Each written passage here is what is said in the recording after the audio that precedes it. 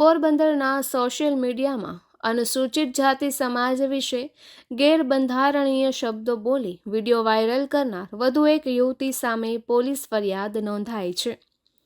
પોરબંદરના ધરમપુર વિસ્તારમાં રહેતા પિયુષ માલદેભાઈ સિંગરખિયાએ નોંધાવેલ પોલીસ ફરિયાદ મુજબ તારીખ 20ના બપોરે તે મોબાઈલમાં ઇન્સ્ટાગ્રામ એપ પર વિડીયો જોતો હતો. એ દરમિયાન બે યુવતીઓ લાઈવ હતી, જેમાં એક યુવતી ગરોળીના ઈંડા વિશે કશુંક બોલતી હતી અને ત્યારબાદ અનુસૂચિત જાતિ સમાજ વિશે ગેરબંધારણીય શબ્દો બોલતી હતી. તેના આઈડીની તપાસ કરતા કારી ઉર્ફે રિયુ મહેર નામની યુવતી હોવાનું જાણવા મળતા તેના નંબર મેળવી ફોન કરીને અનુસૂચિત જાતિ સમાજ વિશે કેમ ખરાબ શબ્દો બોલો છો તેમ પૂછતા અને ગેરબંધારણીય શબ્દો ન બોલવાનું જણાવતા તે યુવતી વારંવાર ગેરબંધારણીય શબ્દો બોલતી હતી.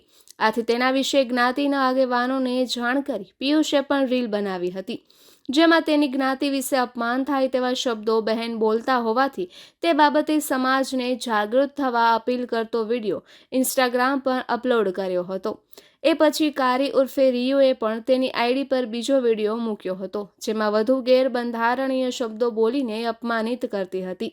તેથી અંતે જ્ઞાતિના આગેવાનોને સાથે રાખીને કમલાબાગ પોલીસ મથક ખાતે 2 દિવસ પૂર્વે ફરિયાદ અરજી આપ્યા બાદ હવે ફરિયાદ નોંધાવી છે, જેમાં કારી ઉર્ફે રિયા મહેરે જ્ઞાતિ પ્રત્યે અપમાન થાય તેવા શબ્દો બોલીને તથા બે સમાજ વચ્ચે વૈમનસ્ય અને વિખવાદ ફેલાય તેવું કૃત્ય કરવા અંગે ફરિયાદ નોંધાવતા પોલીસે વધુ તપાસ હાથ ધરી છે.